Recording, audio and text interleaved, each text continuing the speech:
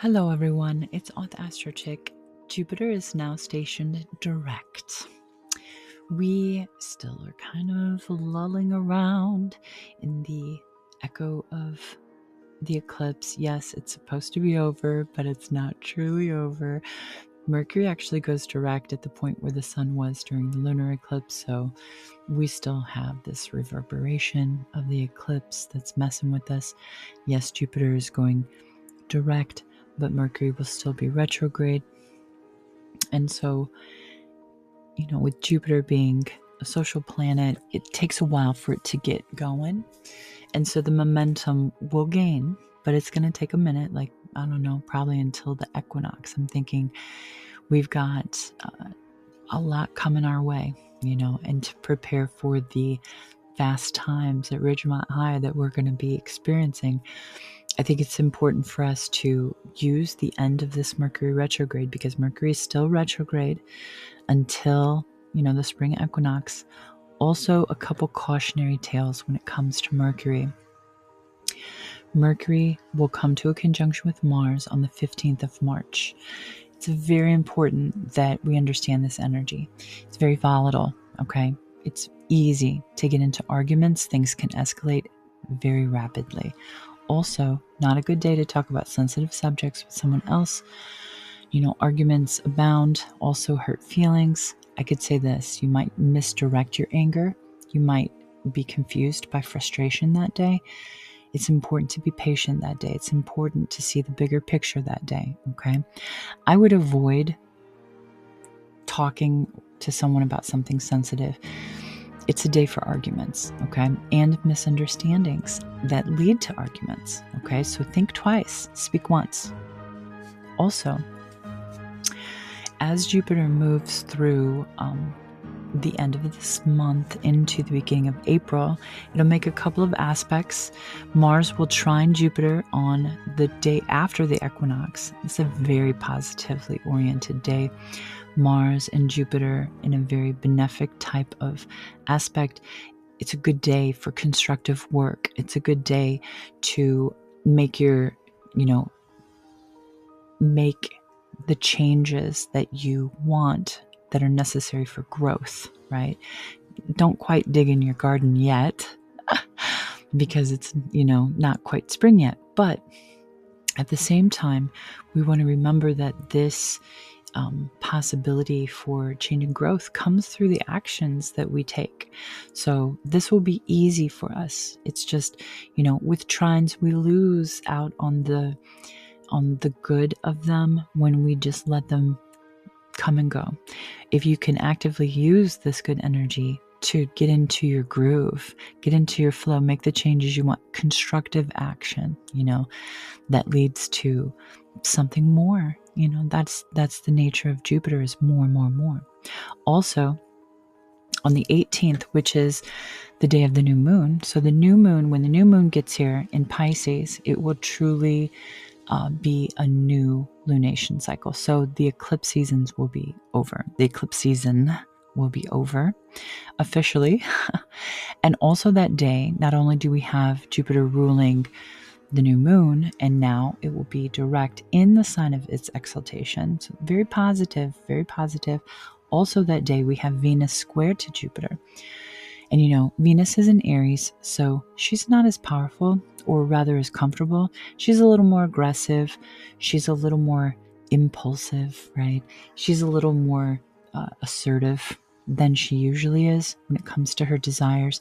But Jupiter in Cancer can soften her. Jupiter reminds her of what is important. What is the important stuff? The real things of life, like your children and your home and your family and food and comfort, right? Like Jupiter is going to soften her up a bit, and that square is going to call to act, call action to be, squares, we talk about this in class, they're not negative. They're just building their steps towards building into a mastery of something.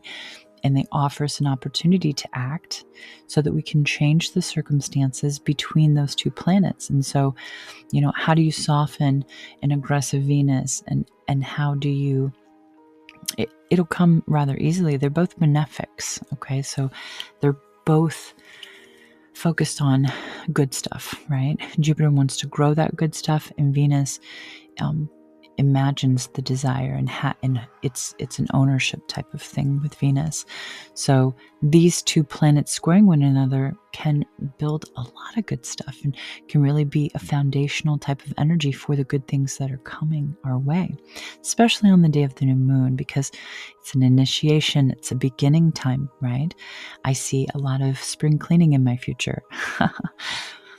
And then on the 3rd of April, we have Mercury come into a trine with Jupiter. Very positive, because even though Mercury is in the sign of Pisces, the trine is very positive, very easy, very flowing, very harmonious. And Mercury is direct at that time. So we've got direct motion, all of the things that we have had to deal with internally for the past 69 days that we had Mercury. Well, at the end of its cycle, Mercury will have been in Pisces for 69 days. That's a lot. It's a lot of time in the ocean, okay? And so this might be an opportunity for us to articulate the way that we've been feeling, or grow in our awareness somehow, right? Because even though Mercury will still be in Pisces, it'll be moving towards Aries, which Mercury will come into Aries on the 14th of April. So things are just going to get quicker and quicker, because once we have the sun come to 0 degrees of Aries on the 20th, then we also have, Mars coming into Aries. Venus is already in Aries. Mercury coming into Aries, and then it'll just ignite that Aries part of your chart, and also the world, because remember, the cardinal signs are like the directions, right? The 4 directions, and Aries is east. Okay, so there's a lot of beginning energy. There's a lot of renewal energy with spring, and so we have a lot to look forward to. It's just not going to happen today, all right? I'm telling you, things will move so fast as we come into the spring equinox. So the last couple of weeks of March into the beginning of April, things will speed up a lot. So take this opportunity as Jupiter stations direct with Mercury still in the retrograde, to ponder those thoughts, right? Try to decipher all of that information that's been confusing and overwhelming, because that's the nature of Pisces. Mercury being overwhelmed, not having the words for something, confusion, right? And so once we get out of this Pisces energy, it's going to be so much better, so much easier to move forward and to actually act, because Aries is all about action. It's the first sign of the zodiac. It is the initiator. It is the leader. It is the soldier. It is the young. Okay, so we have this fresh, young energy that's coming in, and it's exciting. So enjoy the Cancer Jupiter now that it's direct, but remember, give it a little time. The spring equinox, quite exciting. Also, the new moon has a sextile to Uranus, so we have to remember Uranus is at the end of Taurus. On the 25th of April is when it will come into Gemini for its 7-year gig, right? And so the new moon having a sextile, which is an opportunistic type of aspect where something is presented, and if you take advantage of that and do the work, then something will come to you, right? Some benefit. So it's an opportunity really for us to do something different. And the moon is our body. Uranus is innovation. It's also the future. It's awakening in some way. So we could have some physical awakenings as well. Take a walk in the woods.